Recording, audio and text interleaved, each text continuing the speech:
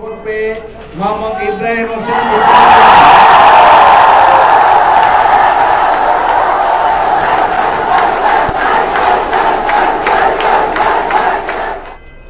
চাকসু নির্বাচনে শিবির সমর্থিত প্যানেলের জয় জয়কার। এজিএস ও সহক্রীড়া সম্পাদক ছাড়া ২৬টি পদের সবগুলোতেই জয় সংগঠনটির প্রার্থীদের। সাধারণ সম্পাদক পদে সাইদ বিন হাবিব ৮,০১৯। ঘণ্টাখানেক পর শুরু রাকসু নির্বাচনের ভোট গ্রহণ। ২৩টি পদে লড়ছেন ২৪৭ জন প্রার্থী। প্রায় ২৯,০০০ শিক্ষার্থী ভোট দেবেন ১৭টি কেন্দ্রে। মেডিকেল বোর্ডের পরামর্শে মাঝরাতে হাসপাতালে ভর্তি হলেন খালেদা জিয়া। কিছু পরীক্ষা নিরীক্ষার পর ২-১ দিনের মধ্যেই ফিরতে পারবেন বাসায়। লন্ডনে চিকিৎসার জন্য যখন উনি গিয়েছিলেন, ওখান থেকে মোটামুটি উনি বেশ সুস্থ হয়ে উনি দেশে ফেরত আসার পরবর্তীতে উনি আবারও অসুস্থ বোধ করেন। পরীক্ষা নিরীক্ষার জন্য এখানে আনা হয়। শুক্রবার জুলাই সনদে সই করবে সব দলই, আশা ঐকমত্য কমিশনের। ফেব্রুয়ারিতে উৎসবমুখর পরিবেশে নির্বাচন আয়োজনে সব পদক্ষেপ নেবে সরকার, জানালেন প্রধান উপদেষ্টা। যে অসম্ভব কাজ আপনারা করলেন যুগ যুগান্তর ধরে স্মরণীয় হয়ে থাকবে আমাদের ইতিহাসে। যে বলে যে স্বর্ণাক্ষরে লেখা থাকবে, এটা হলো স্বর্ণাক্ষরে লেখা থাকার দিন। এক নামে রাখা যাবে না 10টির বেশি সিম। নভেম্বরের পর থেকে বন্ধ করবে অপারেটররা। ভোটের আগে অপরাধ দমন ও ডিজিটাল পরিচয় স্বচ্ছতা নিশ্চিতই লক্ষ্য।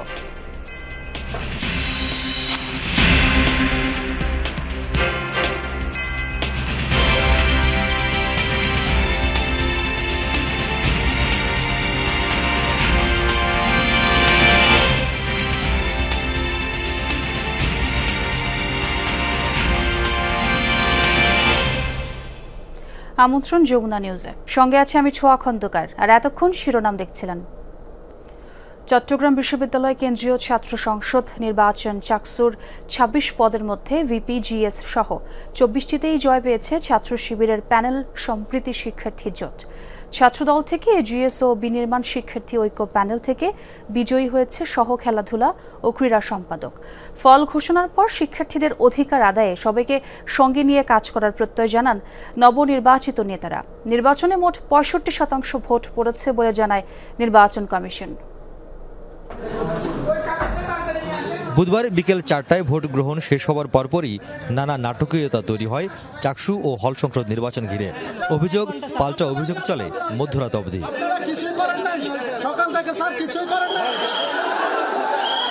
রাত ৮টার পর থেকে আসতে শুরু করে বিভিন্ন কেন্দ্রের ফলাফল। বিপত্তি বাধে যখন সোহরাওয়ার্দী হলের ফলাফল ঘোষণা করা হয়। প্রাপ্ত ভোট নিয়ে অসন্তোষ জানান ছাত্রদল মনোনীত প্যানেলের ভিপি প্রার্থী সাজ্জাদ হোসেন হৃদয়। এ নিয়ে নির্বাচন কর্মকর্তাদের অবরোধের ঘটনাও ঘটে ইঞ্জিনিয়ারিং অনুষদে।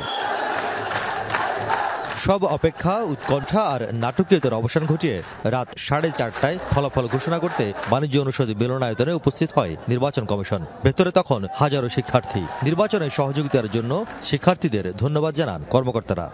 প্রত্যেকেই আমার প্রথম কৃতজ্ঞতা গ্রহণ করুন। এখন এই আয়োজন আজকে যারা আমরা এখানে বসে যখন ফলাফল ঘোষণা করছি, এখনকার পরিবেশটাও অসাধারণ আমার কাছে। আমি প্রথমে কৃতজ্ঞতা জানাতে চাই আমাদের প্রিয় শিক্ষার্থীদেরকে। তারা এই নির্বাচনকে সফল করার জন্য সবচেয়ে বেশি আমাদেরকে সহযোগিতা করেছে। শিক্ষার্থীদের উচ্ছ্বাস করতালের মধ্য দিয়ে ফলাফল ঘোষণা করেন সিসি। সাধারণ সম্পাদক পদে সাইদ বিন হাবিব ৮,০১৯। চাকসুর সভাপতি হলেন উপাচার্য মহোদয়, আর চাকসুর ভাইস প্রেসিডেন্ট পদে যিনি নির্বাচিত হয়েছেন, এই শিক্ষার্থীদের ভালোবাসায় যে এই পদে অলঙ্কৃত হবেন তার নাম আমি ঘোষণা করছি। তিনি ৭,৯৮৩ ভোট পেয়ে মোহাম্মদ ইব্রাহিম হোসেন।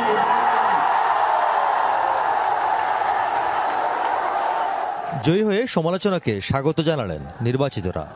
আমার দায়িত্ব হবে আমার কমিটমেন্টগুলো রক্ষা করা। যেভাবে আমার ভাই বোনেরা আজকে আমার উপর আস্থা রেখেছে, আমি যখন ৩৬৫ দিন দায়িত্ব পালন করবো তারা যেন সেভাবে আস্থা রাখতে পারে, সেই কাজগুলোই করবো ইনশাআল্লাহ। শিক্ষার্থী ভাই বোনেরা আমাদের উপর যে আস্থা রেখেছেন আমাদের প্রথম কাজ থাকবে যে আমরা যে ইশতেহার দিয়েছি সেই ইশতেহার বাস্তবায়নে হবে আমাদের বিজয়ের মূল কাজ। ফল ঘোষণার সময় উপস্থিত ছিলেন না নবনির্বাচিত এজিএস আইয়ুবুর রহমান তৌফিক। তবে বৃহস্পতিবার সংবাদ সম্মেলনের মাধ্যমে নির্বাচনের ফলাফল বিষয়ে আনুষ্ঠানিক বক্তব্য জানাবে ছাত্রদল।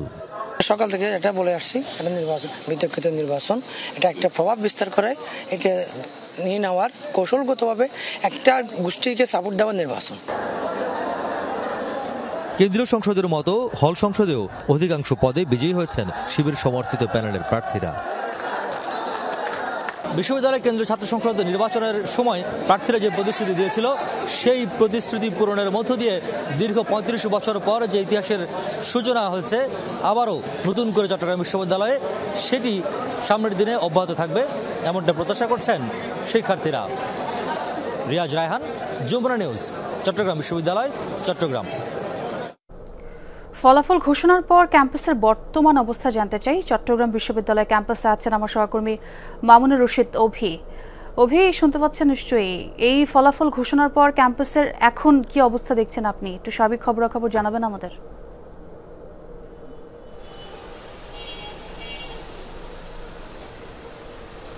ফলাফল ঘোষণা করা হয়েছে ভোর 4:30টায়। নির্বাচন কমিশন ফলাফল ঘোষণা করেছেন।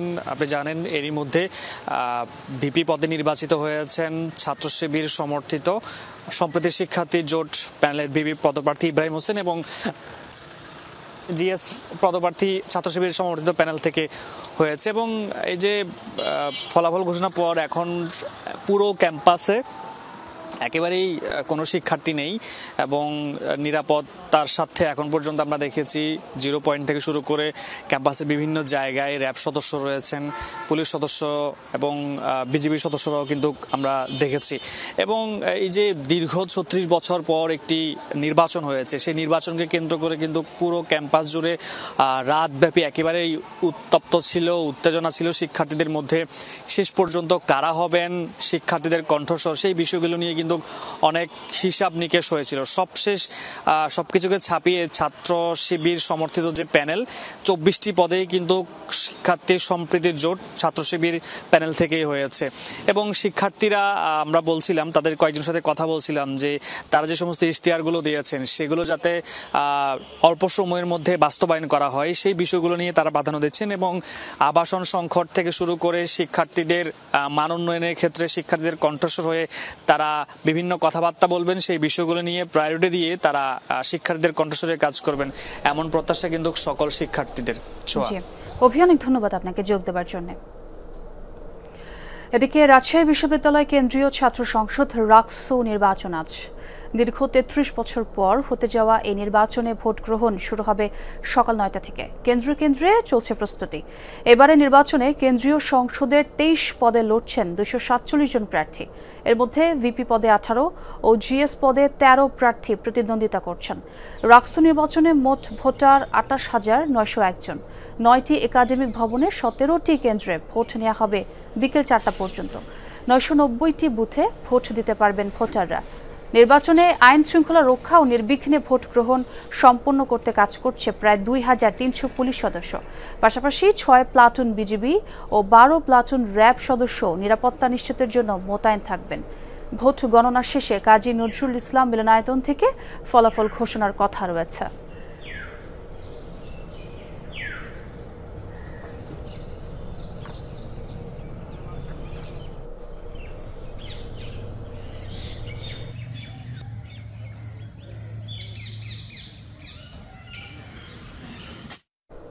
রাকসু নির্বাচনের খবরাখবর জানবো সহকর্মীদের কাছ থেকে। প্রথমে যোগ দিতে চাই গোলাম মোস্তফা রুবেলের সঙ্গে। রুবেল, আপনি তো বিশ্ববিদ্যালয়ের রবীন্দ্রনাথ ঠাকুর একাডেমিক ভবন কেন্দ্রে আছেন, সেখানকার খবরাখবর জানতে চাই প্রথমে, এবং ব্যালট পেপার কি কেন্দ্রে পৌঁছে গেছে কিনা এবং কেমন দেখছেন ক্যাম্পাসের সার্বিক পরিস্থিতি?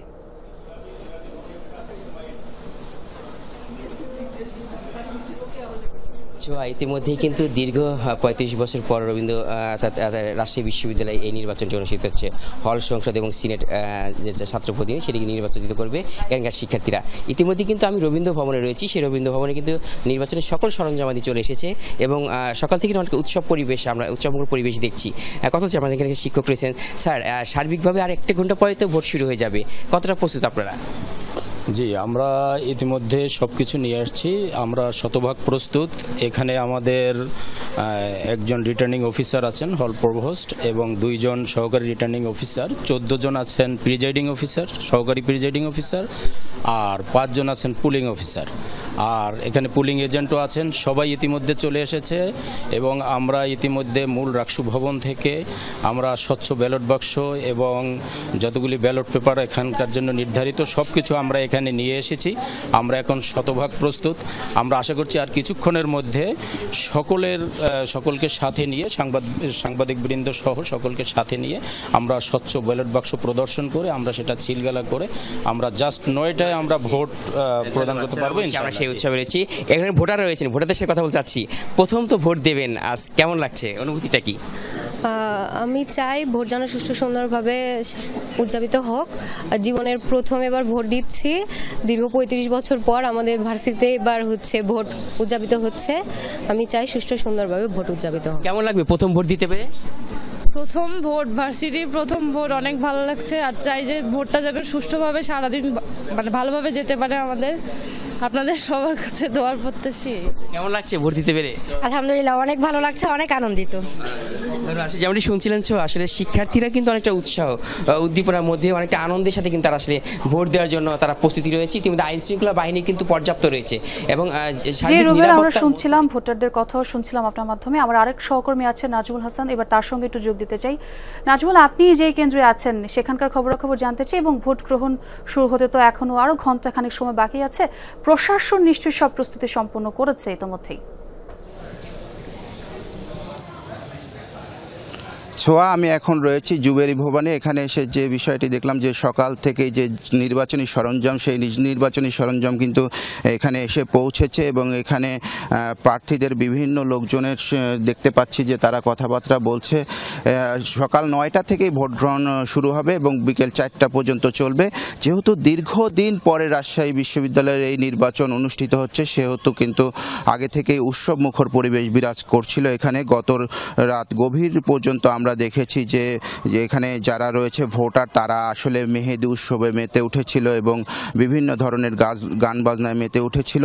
তো নিরাপত্তা ব্যবস্থার কথা যেটা বললেন যে এই নির্বাচনকে ঘিরে র্যাব, বিজিপি, পুলিশ সহ আইন শৃঙ্খলা বাহিনীর যত সদস্য রয়েছে সেই সদস্যরা কিন্তু কঠোর নিরাপত্তা ব্যবস্থা জোরদার করেছে। এখানে এখন পর্যন্ত আইন শৃঙ্খলা বাহিনী যে বিষয়টি আমাদেরকে জানিয়েছেন যে আইন শৃঙ্খলা পরিস্থিতি খুবই স্বাভাবিক রয়েছে এবং শক্তভাবেই এই ভোট যাতে নির্বিঘ্নে পার করা যায় সেই ব্যবস্থাই তারা করবেন।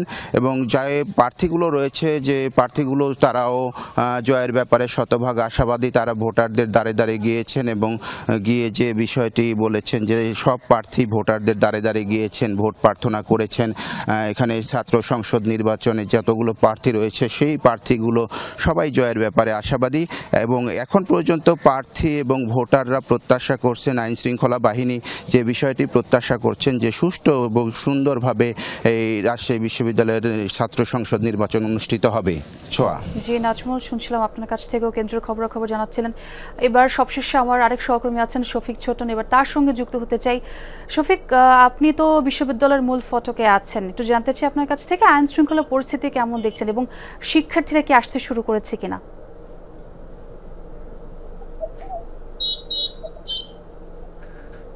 সোয়া, আমি বিশ্ববিদ্যালয়ের একেবারেই প্রধান ফটকে আছি। কিছুক্ষণ থেকেই দেখছি যে এখানে শিক্ষার্থী এবং বিশ্ববিদ্যালয় প্রশাসনের বিভিন্ন পর্যায়ের কর্মকর্তা কর্মচারী তারা প্রবেশ করছেন, কিন্তু মূল ফটকে আসলে কয়েক স্তরের নিরাপত্তা গড়ে তোলা হয়েছে। একেবারে যিনি আসছেন তাকেই তথ্য প্রমাণ যাচাই করে আসলে সংশ্লিষ্টতা পেলে তবেই বিশ্ববিদ্যালয়ের ভিতরে ঢুকতে দেওয়া হচ্ছে এবং পুলিশের পাশাপাশি এখানে কিন্তু বিশ্ববিদ্যালয় প্রশাসনের নিরাপত্তার দায়িত্বে যারা থাকেন তারাও আছেন। সব মিলিয়ে আসলে এই মূল ফটকে সকাল থেকেই বেশ কিছু কড়াকড়ি আরোপ করা হয়েছে। কড়াকড়ি বলতে আসলে যারা এই বিশ্ববিদ্যালয়ের শিক্ষার্থী এবং কর্মকর্তা কর্মচারী আছেন, গণমাধ্যম কর্মী, তারা ছাড়া আসলে বাইরের কেউ যাতে প্রবেশ করতে না পারে এবং কোনো যানবাহন যাতে বিশ্ববিদ্যালয়ের ভেতরে প্রবেশ করতে না পারে সে বিষয়টি কিন্তু একেবারে সকাল থেকে কিন্তু দেখা হচ্ছে, এমনটি আমরা দেখছি। বিশ্ববিদ্যালয়ের এই ভোটকে কেন্দ্র করে ইতিমধ্যে যে আপনারা জানেন যে বিশ্ববিদ্যালয়ের ভেতরে এবং বাইরে দুই দিকেই কিন্তু, অর্থাৎ বাইরেও কিন্তু বেশ উৎসবের আমেজ তৈরি হয়েছে কয়েকদিন আগে থেকেই, এবং আগ্রহেরও কিন্তু কমতি নেই। সেই দিক থেকে আসলে বিশ্ববিদ্যালয়ের ভেতরে যেমন শিক্ষার্থীরা যাচ্ছেন, তারা ভোট প্রয়োগ করবেন, এবং বাইরে যারা স্থানীয় বাসিন্দা আছেন এবং অন্যান্য শিক্ষা প্রতিষ্ঠানের শিক্ষার্থী আছেন, তাদের মধ্যেও কিন্তু উৎসাহ উদ্দীপনা দেখা যাচ্ছে এবং তারাও কিন্তু আসতে শুরু করেছেন। ভোটাররা হয়তো ভেতরে ভোট দেবেন, বুথে তাদের পছন্দের প্রার্থীকে ভোট দেবেন, তাদের যে চাওয়া পাওয়া সেই চাওয়া পাওয়া পূরণ যিনি করবেন তাকে হয়তো ভোট দিবেন, কিন্তু যারা ভোটার নন তারা কিন্তু এই উৎসবে সামিল হতে বিশ্ববিদ্যালয়ের সামনে জড়ো হতে শুরু করেছে। শফিক, অনেক ধন্যবাদ আপনাকে যোগ দেওয়ার জন্য।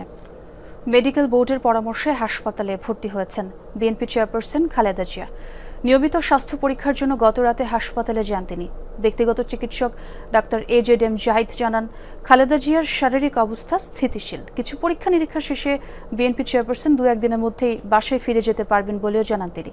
বলেন, বিএনপির ভারপ্রাপ্ত চেয়ারম্যান তারেক রহমান খালেদা জিয়ার চিকিৎসার সার্বক্ষণিক তদারকি করছেন। দীর্ঘদিন শারীরিক নানা জটিলতায় ভুগছেন বিএনপি চেয়ারপারসন খালেদা জিয়া। উন্নত চিকিৎসার জন্য গত জানুয়ারিতে যান লন্ডনে। দেশে ফিরে নিয়মিত চেক আপ করান এভার কেয়ার হাসপাতালে। মেডিকেল বোর্ডের পরামর্শে বুধবার রাত 12:15টার দিকে ভর্তি হন এভার কেয়ারে। এর আগে গুলশানের বাসা থেকে রওনা দেন রাত 12:45টার দিকে। খালেদা জিয়া হাসপাতালে ভর্তির সময় সাথে ছিলেন ব্যক্তিগত চিকিৎসক ডাক্তার AJM জাহিদ হোসেন। তিনি জানান, কিছু পরীক্ষা করাতে হাসপাতালে ভর্তি হয়েছেন বিএনপি চেয়ারপারসন। রিপোর্টগুলো আজ মেডিকেল বোর্ড পর্যালোচনা করে পরবর্তী সিদ্ধান্ত নেবেন।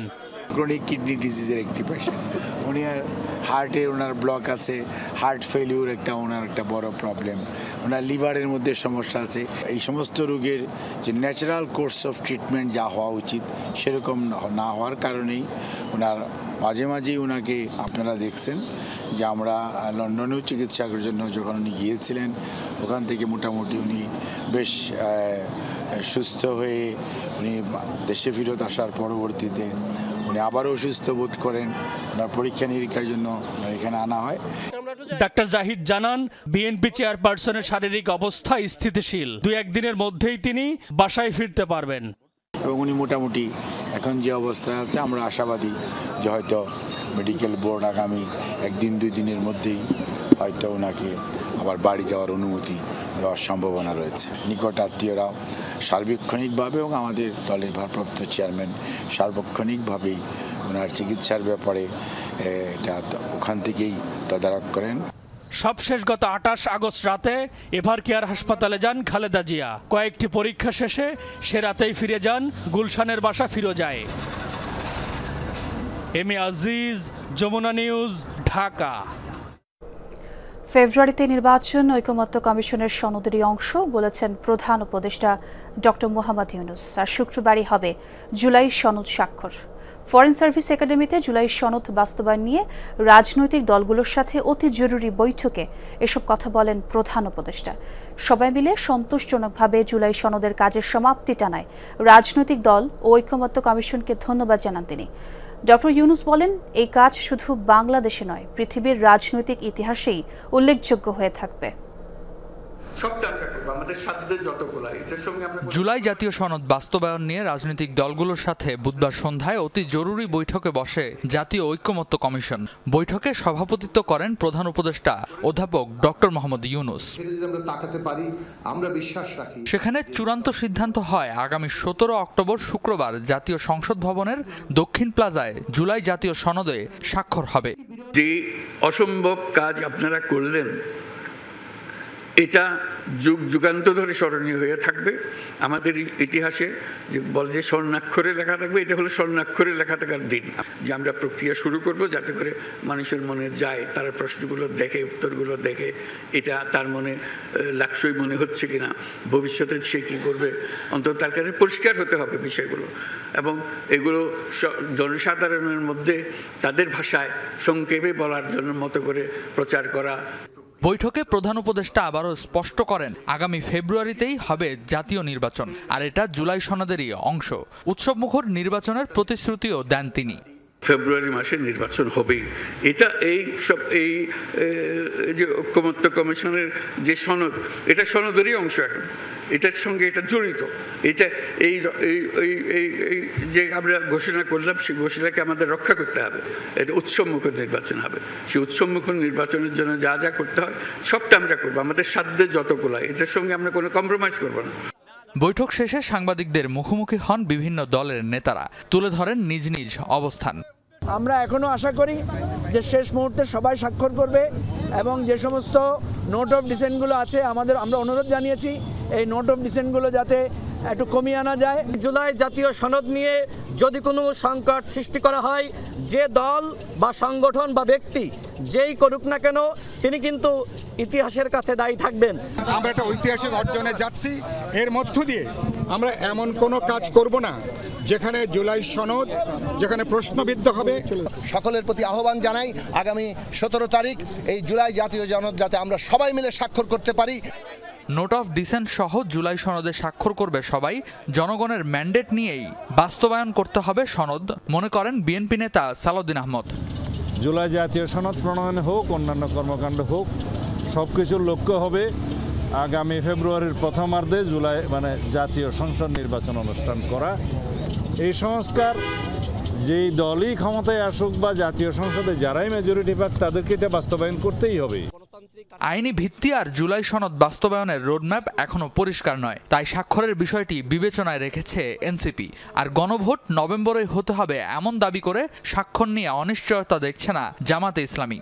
যদি জুলাই সনদ বাস্তবায়নের বিষয়গুলো জাতির কাছে অস্পষ্ট থাকে তাহলে জুলাই সনদ স্বাক্ষরের মধ্য দিয়ে আমরা যে অর্জনটা করতে চাই সেটাকে অর্জন হিসেবে সামনের দিকে প্রাপ্ত হওয়া অনিশ্চিত থেকে যাবে। 17 তারিখে আমরা আশা করি যাব এবং সিগনেচারের ব্যাপারে তো প্রশ্ন করবেন কিনা, তো সেই প্রশ্নের জবাবটা দিয়ে বলতে চাইতেছি যে মাত্র একদিন বাকি আছে, ওই দিন গেলেই ইনশাআল্লাহ দেখে ফেলবেন। শুনেন, সেরকম অনিশ্চয়তা আমরা দেখি না। তবে জুলাই সনদে স্বাক্ষর না করার সিদ্ধান্ত নিয়েছে বাম জোটের নেতারা। তাহলে নোট অফ ডিসেন্ট সহ কিভাবে পূর্ণাঙ্গ বাস্তবায়ন হবে, আদালতে সেখানে যাবে না, এই সমস্ত বিষয় নিয়ে আমাদের আছে। আমরা আগামী 17 তারিখ সেখানে এই জুলাই জাতীয় সনদে এই 5টি দলের কথা বললাম, তারা স্বাক্ষর করব না। এর আগে বৈঠকের শুরুতে কথা বলেন ঐকমত্য কমিশনের সহসভাপতি ডক্টর আলী রিয়াজ। মত পার্থক্যের সত্ত্বেও জুলাই সনদে স্বাক্ষরের সিদ্ধান্ত আসায় রাজনৈতিক দলগুলোকে সাধুবাদ জানান তিনি। আমরা অপেক্ষায় আছি যে আমরা অচিরেই অর্থাৎ শুক্রবার দিন বিকেলবেলা এই জাতীয় সনদে স্বাক্ষর করতে পারবো সকলে, এবং তার মধ্য দিয়ে আমাদের এই যে দীর্ঘ যাত্রা সেই যাত্রার একটা নতুন অধ্যায়ে আমরা প্রবেশ করতে পারবো। রাজনৈতিক ঐক্যের প্রতীক হিসেবে শুক্রবারের অনুষ্ঠানকে উৎসব মুখর করতে সব প্রস্তুতি নিচ্ছে সরকার। রেদওয়ান আহমেদ, যমুনা নিউজ, ঢাকা। অপরাধ দমন, সাইবার নিরাপত্তা জোরদার করা এবং ডিজিটাল পরিচয়ের স্বচ্ছতা নিশ্চিত করতে চায় স্বরাষ্ট্র মন্ত্রণালয়। আগামী জাতীয় নির্বাচনের আগেই এই কাজগুলো সুষ্ঠুভাবে সম্পন্ন করতে নেওয়া হচ্ছে উদ্যোগও, যার অংশ হিসেবে এক ব্যক্তির নামে 10টির বেশি সিম বন্ধের প্রক্রিয়া জোরদার করছে নিয়ন্ত্রক সংস্থা বিটিআরসি। 30 অক্টোবরের মধ্যে গ্রাহক 10টির অতিরিক্ত সিম নিজ উদ্যোগে বন্ধ না করলে নভেম্বরের পর থেকে অতিরিক্ত সিম স্বয়ংক্রিয়ভাবে বন্ধ করবে অপারেটররা। জালিয়াতি কিংবা বিভিন্ন ধরনের প্রতারণার মাধ্যমে এক ব্যক্তির নামে একাধিক সিম কার্ড উত্তোলন করে অপরাধ সংগঠিত করে আসছে দুষ্কৃতিকারীরা। এমন পরিস্থিতিতে এক এনআইডির বিপরীতে সিমের সংখ্যা সীমিত করে 5-এ নামিয়ে আনার জন্য বিটিআরসিকে পরামর্শ দিয়েছিল স্বরাষ্ট্র মন্ত্রণালয়। যদিও চলতি বছর মে মাসে কমিশন সভায় ব্যক্তির নামে সর্বোচ্চ সিমের সংখ্যা 15 থেকে 10টিতে নামিয়ে আনার সিদ্ধান্ত নেয় বিটিআরসি। এখন আমরা বলছি সিম পেনিট্রেশন 108%। ওকে যদি 15টা থেকে আমি 5টায় নিয়ে আসি, এটা নেমে আসলে হচ্ছে 82%। এখন 82% এরকম একটা সময় ইন্টারন্যাশনালি আমাদের ইমেজটা কোথায় যাবে, এটা একটা সেন্সিটিভ ইস্যু। ডেফিনেটলি একটা ধাপে ধাপে নামায় নিয়ে আসার জন্য এখন 10-এ আসছে। কোনো ব্যক্তির নামে 10টির বেশি সিম থাকলে সেগুলো আগামী 30 অক্টোবরের মধ্যে সংশ্লিষ্ট অপারেটরের মাধ্যমে ডিরেজিস্টার করতে বলছে বিটিআরসি। নির্ধারিত সময়ে কোনো গ্রাহক ব্যর্থ হলে অতিরিক্ত সিম দৈব চয়নের মাধ্যমে স্বয়ংক্রিয়ভাবে বাতিল করা হবে বলে জানান বিটিআরসির চেয়ারম্যান। অক্টোবরের পরে আমরা যখন দেখব যে এরপরেও যদি কারোর কাছে 10টার বেশি সিম থেকে থাকে, তখন আমরা অপারেটরদের কাছে রিকোয়েস্ট করব এক্সট্রা সিমগুলোকে ফোর্সফুলি ডিঅ্যাক্টিভেট করতে। অপারেটরকে জানিয়ে বলবো যে এই এনআইডির এগেইনস্টে তোমার কাছে যে 6টা সিম আছে তার থেকে 2টা ডিঅ্যাক্টিভেট করতে হবে। বাকিটা এই সুযোগটা আমরা অপারেটর থেকে দিব। অপারেটররা ওখান থেকে ডিসাইড করে নেবেন কোন 2টা ডিঅ্যাক্টিভেট। 30 অক্টোবরের পর অতিরিক্ত সিম যাচাই বাছাই করবে বিটিআরসি। এই প্রক্রিয়া শেষ হবে নভেম্বরে। এরপর তা সংশ্লিষ্ট অপারেটরের মাধ্যমে স্বয়ংক্রিয়ভাবে বন্ধ করা হবে। আগামী ডিসেম্বর থেকে জানুয়ারির মধ্যে বন্ধের প্রক্রিয়া চূড়ান্তভাবে সম্পন্ন করতে চায় বিটিআরসি। তবে গ্রাহকদের সচেতনতার জন্য আরও কিছুটা সময় প্রয়োজন বলে মনে করেন অপারেটররা। কিছু ইম্প্যাক্ট হবে কাস্টমারের কাছে এবং অনেক কাস্টমার এটাতে গ্রিভেন্স থাকতে পারে। সো আমার মনে হয় এটা বন্ধ করে তারপর 3-4 মাস অ্যাডিশনাল দেওয়া উচিত, যে আর একটু গ্রেস পিরিয়ড, যে ওরা একটু বুঝে উঠুক যে কীভাবে ওরা কোন সিমটা রাখতে চায়।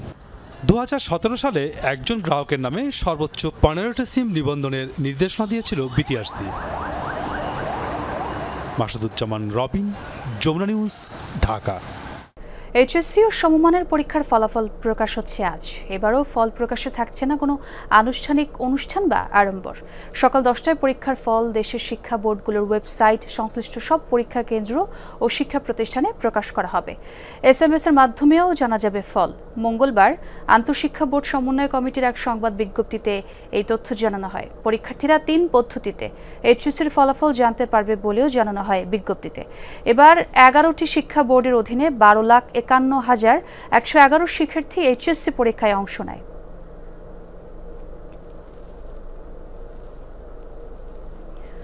বরগুনায় ডেঙ্গুর প্রাদুর্ভাব ক্রমেই ভয়াবহ আকার নিচ্ছে। প্রতিদিনই বাড়ছে আক্রান্তের সংখ্যা। জেলা সদর হাসপাতাল ও উপজেলা স্বাস্থ্য কমপ্লেক্সগুলোতে চাপ সামলাতে হিমশিম খাচ্ছেন চিকিৎসকরা। স্বাস্থ্য বিভাগ জানিয়েছে, পরিস্থিতি নিয়ন্ত্রণে মশা নিধন কার্যক্রম ও জনসচেতনতা বাড়ানোর উদ্যোগ নেওয়া হয়েছে। দেশের দক্ষিণাঞ্চলের জেলা বরগুনায় বেড়েই চলেছে ডেঙ্গু রোগীর সংখ্যা। হাসপাতালে প্রতিদিনই ভর্তি হচ্ছে নতুন নতুন রোগী। অনেকে সুস্থ হয়ে বাড়ি ফিরলেও প্রাণহানির সংখ্যাও কম নয়। গেল 7 মাসে আক্রান্ত হয়েছে প্রায় 8,000 বাসিন্দা। মৃত্যু হয়েছে 59 জনের। মাঝে মে জুনে আক্রান্তের সংখ্যা কিছুটা কমলেও এখন আবার ঊর্ধ্বমুখী। স্থানীয়দের অভিযোগ, বরগুনাকে ডেঙ্গুর হটস্পট ঘোষণা করলেও মশক নিধন কার্যক্রম ও সচেতনতামূলক প্রচারণার কমতি রয়েছে। ডেঙ্গু মহামারী আকার ধারণ করছে, এজন্য প্রশাসনের উদাসীনতা ছিল। মশার ওষুধ, তারপর ডেঙ্গুর ওষুধ, এই সম্পূর্ণ সব শহরে দেয়, গ্রামে কোনো ওষুধ দেওয়া হয় না। আমরা যদি ডেকে নিয়ে যাই তাহলে বলে যে আমরা অমুক দিন দিয়ে গেছি, আজকে দেয়া যাবে না, তাহলে আজকে ঔষধ নাই, আজকে শেষ হয়ে গেছে। স্বাস্থ্য বিভাগ জানায়, জেলায় ডেঙ্গুর বিভিন্ন ভেরিয়েন্ট রয়েছে। চিকিৎসক সংকটের পাশাপাশি তাৎক্ষণিক চিকিৎসা গ্রহণ না করা এবং আইসিইউ সহ অন্যান্য সুযোগ সুবিধা না থাকায় মৃত্যুর সংখ্যা বেশি। একই সাথে স্থানীয়দের অসচেতনতার কারণে ডেঙ্গু নিয়ন্ত্রণে রাখা যাচ্ছে না বলেও জানান সিভিল সার্জন। এবং বরগুনার যে ডেঙ্গু রোগীগুলা এই পর্যন্ত আমরা দেখলাম, এখানে ডেঙ্গুর ভয়াবহতা খুব মারাত্মক। এর স্পেসিসটাই টোটাল আলাদা। এর যে অল্পতে সংক্রমণ হলেই দেখা গেল রোগী একদিনের মধ্যেও খারাপ দিকে চলে গিয়েছে। যদি আমাদের সচেতনতা বাড়ে এবং আমাদের বাড়ির আঙ্গিনাগুলা পরিষ্কার পরিচ্ছন্নতা থাকে এবং আমরা যদি একেবারে পারিবারিক এবং প্রত্যেকটা খানা পর্যায়ে যদি আমরা সবাই সচেতন হই, তাহলেই শুধুমাত্র ডেঙ্গু প্রতিরোধ করা সম্ভব। দেশের ডেঙ্গুতে আক্রান্ত ও মৃত্যুর দিক থেকে শীর্ষে রয়েছে বরগুনা। সাইফ আহমেদ, যমুনা নিউজ। ভারতের ত্রিপুরায় পিটুনিতে 3 বাংলাদেশি নাগরিকের মৃত্যু হয়েছে বলে জানিয়েছে বিজিবি। ঘটনাটি ঘটেছে ত্রিপুরার খোয়াই থানাধীন কারিঙ্গিছড়া এলাকায়, যা সীমান্তের শূন্য রেখা থেকে প্রায় 4 থেকে 5 কিলোমিটার ভেতরে ভারতের অভ্যন্তরে অবস্থিত। বুধবার মধ্যরাতেই বিজিবি হবিগঞ্জ ব্যাটালিয়ন জানায়, মৌলভীবাজার জেলার শ্রীমঙ্গল উপজেলার সীমান্তবর্তী বিদ্যাবিল এলাকা দিয়ে 3 জন বাংলাদেশি 2-3 দিন আগে ভারতে প্রবেশ করে। এ সময় স্থানীয় ভারতীয় নাগরিকরা সন্দেহবশত তাদের উপর হামলা চালায়। এতে ঘটনাস্থলেই 3 জনের মৃত্যু হয়। নিহতদের মরদেহ ত্রিপুরার সাম্পাহাড় থানায় রয়েছে।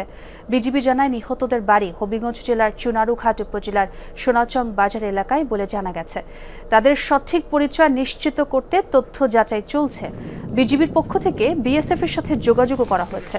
সীমান্ত এলাকায় শান্তি ও সৌহার্দ্য বজায় রাখার পাশাপাশি ভবিষ্যতে এই ধরনের অনাকাঙ্ক্ষিত ঘটনার পুনরাবৃত্তি রোধে প্রয়োজনীয় সব পদক্ষেপ নেওয়া হচ্ছে। সফলতার 6ষ্ঠ বর্ষপূর্তি পালন করল দেশের একমাত্র হাইপার মার্কেট হোলসেল ক্লাব। ন্যায্য মূল্যে মানসম্পন্ন দেশি বিদেশি পণ্য সরবরাহ করে দৃষ্টান্ত স্থাপন করে আসছে এই হাইপার মার্কেটটি। যমুনা গ্রুপের স্বপ্নদ্রষ্টা প্রয়াত নুরুল ইসলামের দেখানো পথেই ক্রেতাদের আস্থা অর্জন করে চলছে হোলসেল ক্লাব। প্রতিষ্ঠাবার্ষিকীর আয়োজনে এমনটাই বলেন যমুনা গ্রুপের চেয়ারম্যান অ্যাডভোকেট সালমা ইসলাম।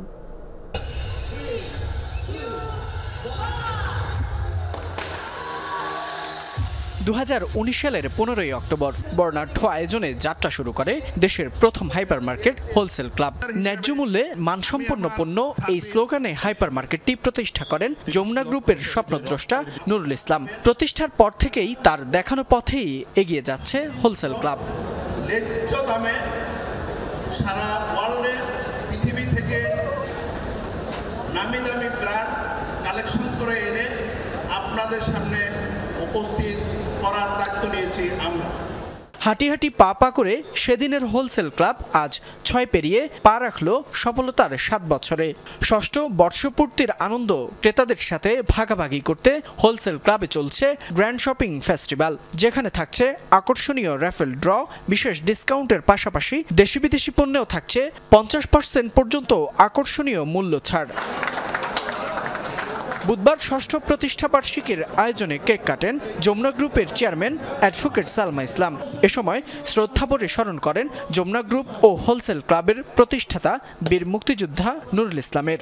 বলেন, ক্রেতাদের আন্তরিক সেবার মধ্য দিয়েই স্বপ্নদ্রষ্টার আদর্শে এগিয়ে যাচ্ছে হোলসেল ক্লাব। আপনারা জানেন নুরুল ইসলাম বাবু সাহেব এই হোলসেলের ভিতরে তিনি প্রথম দিনে বলেছিলেন, আমার যারা এখানে আসবে, যারা কিনবে, যে ক্রেতারা আসবেন, তারা পৃথিবীর প্রত্যেকটি জায়গার যে পণ্য সেগুলো এখানে পাবেন। একই ছাদের নিচে এর থেকে জেড পর্যন্ত যা যা পাওয়া যায় এখানে পাবে। অনুষ্ঠানে যমুনা গ্রুপের পরিচালক সোনিয়া শরিয়ত বলেন, শুধু স্বার্থ নয়, ক্রেতাদের সেবা দিতে হবে আন্তরিকতা দিয়ে, তবেই যমুনা গ্রুপের প্রতিষ্ঠাতা চেয়ারম্যান নুরুল ইসলামের স্বপ্ন পূরণ হবে। সবাই মিলে আপনারা এভাবে কাজ করে এগিয়ে যাবেন তাই আশা করি। এ সময় বছরব্যাপী ক্রেতাদের আন্তরিকতার সাথে পণ্য সেবা দেয়া কর্মীদের উৎসাহ যোগাতে 11 জনকে দেয়া হয় বেস্ট এমপ্লয়ি পুরস্কার। ফয়সাল মাহমুদ, যমুনা নিউজ, ঢাকা। সংঘবদ্ধ হয়ে 1.5 থেকে 2,000 নৌকা নিয়ে মব তৈরি করে লুটে নেওয়া হচ্ছে সুনামগঞ্জের সীমান্ত নদী জাদুকোটার ইজারা বহির্ভূত বালুপাথর। নদীর পার কেটে চালানো হচ্ছে লুটের মহোৎসব। এতে হুমকির মুখে পড়েছে পর্যটনে বিখ্যাত শিমুল বাগান, বারেকের টিলা, শাহ আরফিন মাজার সহ অন্তত 20টি গ্রাম। পাহারা দিচ্ছে গ্রামবাসী, জেল জরিমানা করছে প্রশাসন, তবুও ঠেকানো যাচ্ছে না মব। সংবাদ সম্মেলনে অসহায়ত্ব প্রকাশ করেছে বিজিবি। সুনামগঞ্জ তাহিরপুর সীমান্তের রূপের নদী জাদুকাটা। সবুজ পাহাড় আর নীল পানির জাদুতে মোহিত হন দেশ বিদেশের পর্যটকরা। তবে বর্তমানে সেখানে কেবলই ধ্বংসযজ্ঞের চিহ্ন। অপরূপ সৌন্দর্যের জাদুকাটা এখন লুটেরাদের উৎসবস্থল। দিনে রাতে মব সৃষ্টি করে 2 তীর কেটে চালানো হচ্ছে বালু লুটের তাণ্ডব। পরিকল্পিতভাবে 1.5 থেকে 2,000 নৌকায় 10 থেকে 15,000 মানুষ ইজারা সীমানার বাইরে পার কেটে লুটছে বালু পাথর। রাতভর স্থানীয়দের পাহারা আর আন্দোলনেও ঠেকানো যাচ্ছে না লুটপাট। প্রতিদিন 12টা-1টার দিকে সারা রাত চলে, হাজার হাজার নৌকা বালু হারানিছে। আমরা বই বই দেখছি, এটা তো কিছু না, আমরা দোকানদারি করি। নদীর পার কেটে বালু নিয়ে যাওয়ায় হুমকির মুখে পর্যটন কেন্দ্র শিমুল বাগান, বারেকের টিলা, শতবর্ষী শাহ আরিফিনের মাজার, অদ্বৈত মহাপ্রভুর আশ্রম, নদীর 2 পারের অন্তত 20টি গ্রামের রাস্তাঘাট, বাজার সহ বসত ভিটা। যেভাবে নদী ভাঙতেছে, যেভাবে সবসময় ভাঙতে থাকে, তাহলে আমাদের এলাকা থাকবে না, মাঠ থাকবে না, বিজেপি ক্যাম্প থাকবে না। যেমন আমরা নদীর পাড়ে সাইডে আমরা বাড়ি, তারা আমরাও সব পার রক্ষা লেগে আমরা রায়তলে পাড়া দিচ্ছি। নদীর পার কাটা বন্ধ ও লুটপাট ঠেকাতে বাঁশের বেড়া দিয়ে তীর রক্ষার চেষ্টা চালাচ্ছে ইজারাদার। আমাদের যে প্রতিপক্ষ আছে, যারা ইজারা টেন্ডার দিয়েছিল, ওনার পাইনে আমরা পাওয়ার পর থেকেই ওই চক্রটাই পিছনে লেগে পার কাটতেছে, বিভিন্নভাবে মালটা নিয়ে যাচ্ছে, কিন্তু এই দায়ভারটা আমাদের উপর পালাইবার চেষ্টা করতেছে। এদিকে প্রায় প্রতিদিনই অভিযান চালিয়ে আটক করা হচ্ছে লুটপাটকারীদের, জব্দ হচ্ছে নৌকা, তবুও থামছে না বালু লুট। এরই মধ্যে 52 জন মূল হোতাকে চিহ্নিত করে মামলা নিয়েছে পুলিশ। গঠন করা হয়েছে বিশেষ টাস্ক ফোর্স। যেদিন থেকে আমরা বুঝতে পারলাম যে জাদুকাটা নদীতে অবৈধভাবে পার কেটে নেওয়া হচ্ছে, তারপর আমরা নিয়মিত অভিযান পরিচালনা করি এবং একটা টাস্ক ফোর্স গঠন করে যারা এই পার কাটে তারা ওই স্থানীয় দুই পারের মানুষ, তারা এটা সরকারি জমিকে, নদীর পাড়ের জমিকে নিজের জমি মনে করে বিক্রি করে দিয়েছে। কয়েক হাজার মানুষের মবের কাছে অসহায়ত্বের কথা তুলে ধরে সংবাদ সম্মেলন করে দ্রুত পদক্ষেপ না নিলে পরিস্থিতি নিয়ন্ত্রণের বাইরে যাওয়ার উদ্বেগ জানিয়েছে BGB. Afroza Lamia, Jamuna news. Sherpur post office থেকে এক নারীর সঞ্চয় হিসেবে উত্তোলন করা টাকায় জাল নোট পাওয়ার অভিযোগ উঠেছে। শুধু তিনিই নন, জাল নোট পেয়েছেন আরও এক ভুক্তভোগী। বিশিষ্টজনরা বলছেন, পার্শ্ববর্তী দেশ থেকে চোরাই পণ্যের সাথে হাত বদল হচ্ছে, জাল নোটও প্রবেশ করছে সীমান্তবর্তী জেলায়। তবে সেই নোট কিভাবে সরকারি প্রতিষ্ঠানে প্রবেশ করছে তা খতিয়ে দেখার দাবি সকলের। শেরপুর থানা চত্বর থেকে শুরু করে বিভিন্ন সরকারি দপ্তরের দ্বারে দ্বারে সমাধানের আশায় ঘুরছেন 50ঊর্ধ্ব শাহিনা বেগম। কখনো অন্যের বাড়িতে কাজ, কখনো আবার ভিক্ষাবৃত্তি করে সঞ্চয় করেছিলেন পোস্ট অফিসে। মেয়াদ পূর্তি হওয়ায় সঞ্চয়পত্রের 2,69,000 টাকা উত্তোলন করেন তিনি। 5 দিন পর শহরের একটি ব্যাংকে জমা দিতে গেলে জানতে পারেন এর 53,000 টাকাই জাল।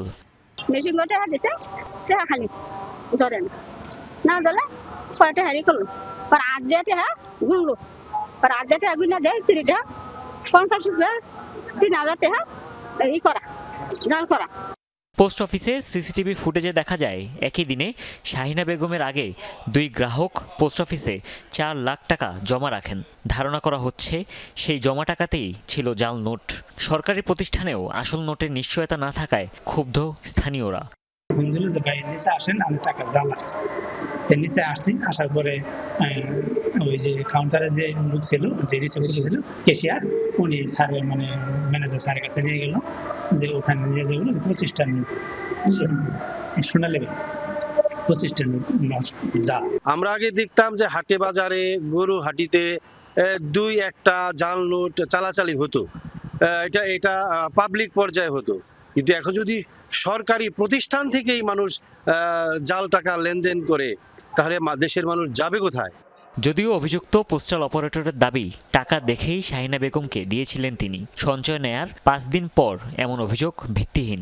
ওই পার্টির কাছ থেকে দেখে শুনে টাকা নিছি এবং মহিলাকে আমি ওই টাকা বুঝিয়ে দিছি। এখন যদি আমার গ্রাহক সরকারি অফিসে টাকা নিয়ে 5 দিন করে বাড়ি থেকে এসে বলে যে এই টাকায় তার 7 তারিখ টাকা নিয়ে গিয়ে 12 তারিখ যদি আইসা বলে যে আপনার টাকা জাল বাইর হয়েছে, এই সমস্যা, এটা তো সরকার বা পোস্ট অফিস কর্তৃপক্ষ কেউ নেবেন।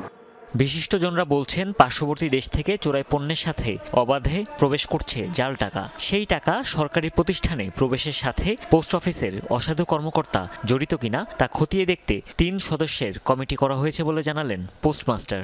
3 সদস্য বিশিষ্ট কমিটি গঠন করছে এই বিষয়টা তদন্ত করার জন্য। ওই দিন 2টা বান্ডেল টাকা দিছে, একটা বান্ডেলের মধ্যে হয়তো জাল থাকতে পারে, সেটা সে মেশিন দিয়ে গুনে নিছে কিন্তু চেক করে নাই। চেক না করার জন্য হয়তো ওখানে এই দেখাটা ছিল। এই ঘটনায় অভিযুক্ত পোস্টাল অপারেটর মানিক মিয়াকে আসামি করে মামলা করেছেন শাহিনা বেগম। মামলা রেকর্ড করা হয়েছে, আইনগত ব্যবস্থা নেওয়া হয়েছে, তদন্ত করব, আইনগত ব্যবস্থা নেওয়া হবে। 53টি 1000 টাকার নোট ছাড়াও শেরপুর পোস্ট অফিসে সম্প্রতি আরও 25,000 টাকার জাল নোট ধরা পড়েছে। হুমায়ুন রশিদ, যমুনা নিউজ।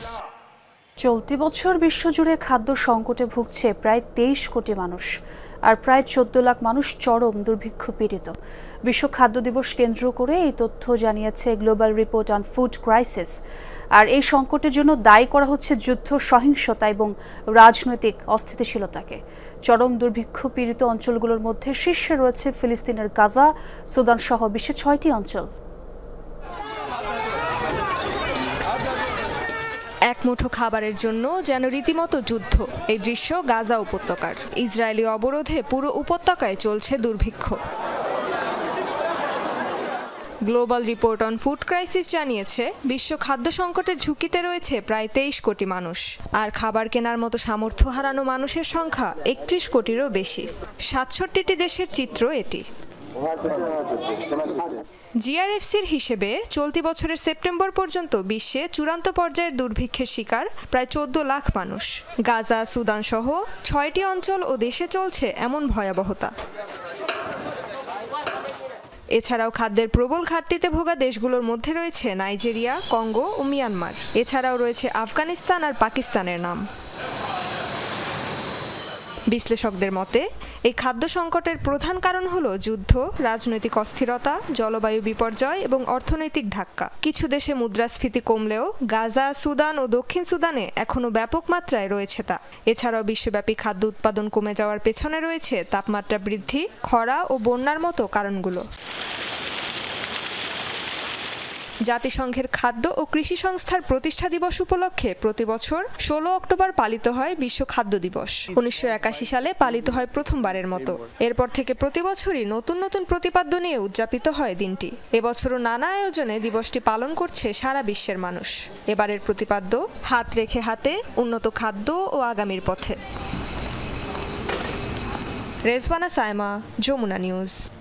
নয়াদিল্লির প্রক্সি গ্রুপ হয়ে ইসলামাবাদের সাথে সংঘাতে জড়িয়েছে কাবুল। জিও নিউজকে দেওয়া সাক্ষাৎকারে এমন মন্তব্য করেছেন পাকিস্তানের প্রতিরক্ষামন্ত্রী খাজা আসিফ। আর সে কারণেই আফগানিস্তানের সাথে 48 ঘন্টার যুদ্ধবিরতির কার্যকারিতা নিয়ে সন্দেহ প্রকাশ করেছেন তিনি। বলেন, দিল্লির পুতুলে পরিণত হচ্ছে কাবুল, অর্থায়নও হচ্ছে সেখান থেকেই। হুঁশিয়ারি দেন, আফগানিস্তান সংঘাতের পরিধি বাড়াতে চাইলে পাল্টা জবাব দেওয়ার পূর্ণ সক্ষমতা ও প্রস্তুতি আছে পাকিস্তানের। খাজা আসিফ বলেন, গঠনমূলক আলোচনায় আগ্রহী হলেও যুদ্ধবিরতি ভঙ্গ অথবা নিজেদের ভূখণ্ডে হামলা সহ্য করবে না পাকিস্তান। গত শনিবার পাল্টাপাল্টি সংঘাতের সূচনা হয় দুদেশের সীমান্তবর্তী এলাকায়। চলে রোববার সকাল পর্যন্ত। বুধবার আবার বড় ধরনের সহিংসতায় জড়ায় দুই দেশ। এ পর্যন্ত 58 পাক সেনা হত্যার দাবি করেছে কাবুল। বিপরীতে 200-রও বেশি তালেবান যোদ্ধাকে হত্যার দাবি ইসলামাবাদের। আরও 2 ইসরায়েলি জিম্মির মরদেহ ফেরত দিয়েছে হামাস, তবে আর কোনো দেহাবশেষের সন্ধান মিলছে না আপাতত। এক বিবৃতিতে হামাসের সশস্ত্র শাখা জানিয়েছে, গাজার ধ্বংসস্তূপ থেকে বাকি মরদেহগুলো বের করে আনতে বিশেষ উদ্ধার সরঞ্জাম প্রয়োজন।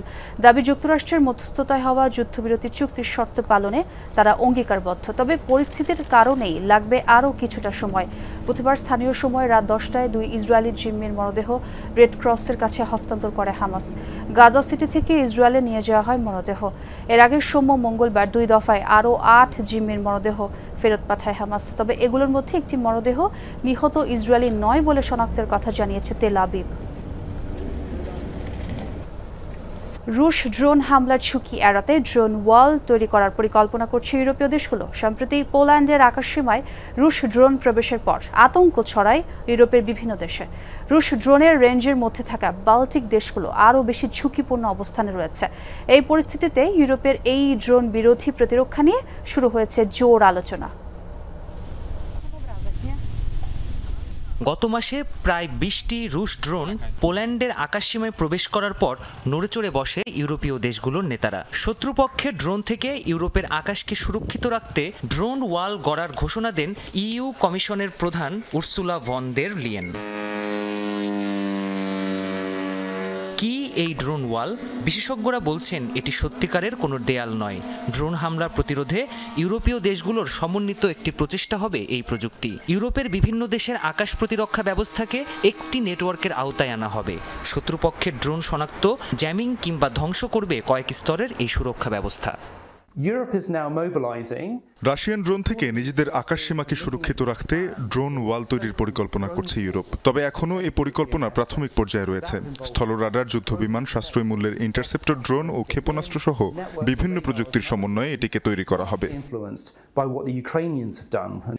একই নেটওয়ার্কের অন্তর্ভুক্ত হওয়ায় দূরবর্তী কোনো দেশে ড্রোন শনাক্ত হলে তা জানতে পারবে অন্য দেশগুলোও। পাশাপাশি ড্রোনটি কোনো বিস্ফোরক বহন করছে কিনা তাও নিশ্চিত হওয়া যাবে। কৃত্রিম বুদ্ধিমত্তার সাহায্যে এই প্রযুক্তিকে আরও শক্তিশালী করা সম্ভব। তবে বিশেষজ্ঞদের মতে এই ড্রোন ওয়াল নির্মাণের ব্যয় যত সম্ভব কম রাখাই হবে সবচেয়ে বড় চ্যালেঞ্জ।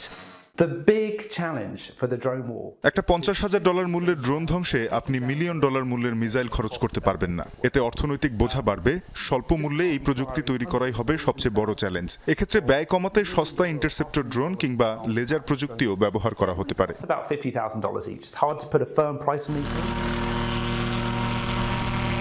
এরই মধ্যে পোল্যান্ড, জার্মানি সহ বেশ কিছু বাল্টিক দেশ ইতিবাচক সাড়া দিলেও এখনো চূড়ান্ত হয়নি এই ড্রোন ওয়াল তৈরির প্রস্তাব। এ বিষয়ে এখনো আলোচনা করছে ইইউ নেতারা। প্রাণপ্রতিম কুণ্ডু, যমুনা নিউজ। নারী ওয়ানডে বিশ্বকাপের খবর। আসরে নিজেদের চতুর্থ ম্যাচে আজ অস্ট্রেলিয়ার বিপক্ষে মাঠে নামছে বাংলাদেশ। টানা 3 হারের পর জয়ের খোঁজে নিগার সুলতানা জ্যোতির দল। বিশাখাপত্তনমে ম্যাচটি শুরু হবে বাংলাদেশ সময় বিকেল 3:30টায়। এখন পর্যন্ত 4 ম্যাচে 3 জয়ে 7 পয়েন্ট নিয়ে টেবিলের দ্বিতীয় স্থানে অবস্থান করছে অজিরা। অপরদিকে সমান ম্যাচে মাত্র 1 জয়ে 6 অবস্থান বাংলাদেশের। আসরের প্রথম ম্যাচে দুর্দান্ত জয় পেলেও এরপর টানা হারে দিশেহারা বাংলাদেশের মেয়েরা। এই ম্যাচে হারলে সেমিফাইনালের রেস থেকে অনেকটাই ছিটকে যাবে টিম টাইগ্রাস। দর্শক, এই ছিল যমুনা নিউজে। এতক্ষণ যারা সঙ্গে ছিলেন সবাইকে ধন্যবাদ।